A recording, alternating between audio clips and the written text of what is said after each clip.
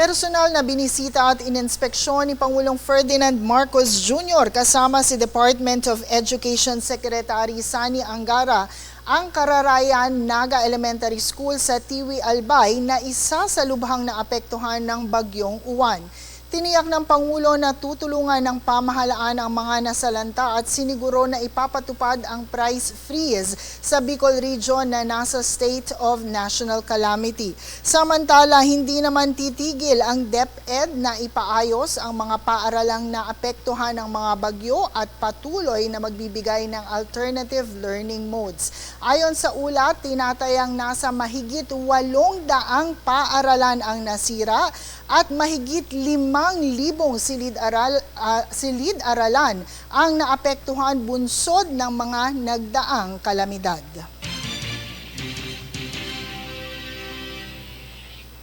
Sa iba pang balita, ikinatuwa at welcome para kay Agriculture Secretary Francisco Tiu Laurel Jr. ang naging desisyon ng Estados Unidos na exemption o hindi pagpataw ng taripa sa ilang agricultural products mula sa Pilipinas.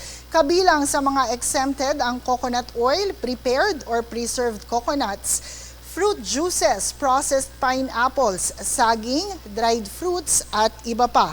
Ayon kay outgoing Special Assistant to the President for Investment and Economic Affairs, Frederick Go, na ngayon ay itinalaga na bilang Finance Secretary na isang tagumpay sa sektor ng agrikultura ng bansa ang desisyon ng Estados Unidos dahil mas mapapaayos nito ang agricultural export at mapapalakas ang supply chain ng bansa.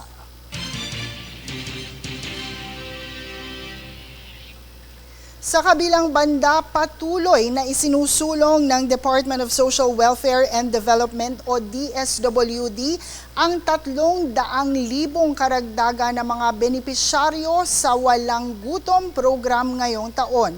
Matatandaan nitong 2024 ang bilang ng benepisyaryo sa nasabing programa ay nasa 300,000 mula sa 22 probinsya mula sa 10 rehiyon.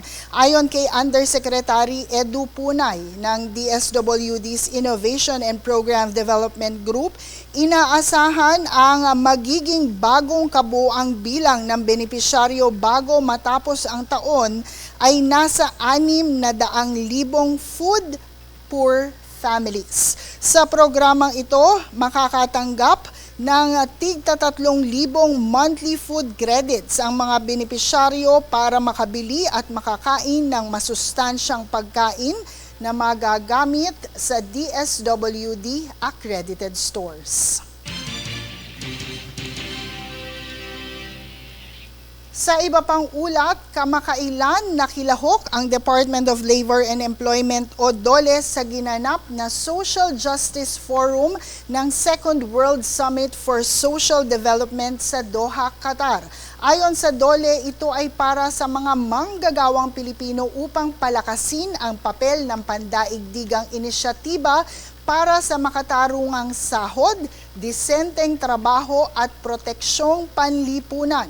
Bukod dito, ayon kay DOLE Undersecretary Warren Miklat, habang isinusulong ng DOLE ang katatagan ng merkado, inihahanda na rin ng Pilipinas ang pamumuno sa ASEAN 2026.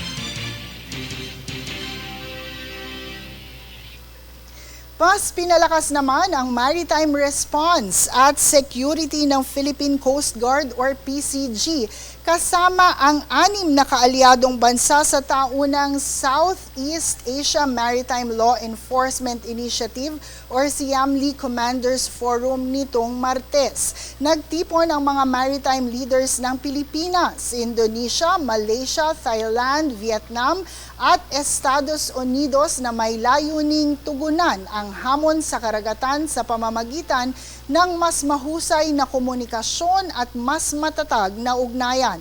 Ayon naman kay PCG Commandant Ronnie Hill Gavan, ang naturang forum ay hindi lang pagpapalakas ng mga partnership kung hindi pagbuo na rin ng maritime orders na nagsisiguro sa kaligtasan, seguridad at kaunlaran ng lahat sa bansa.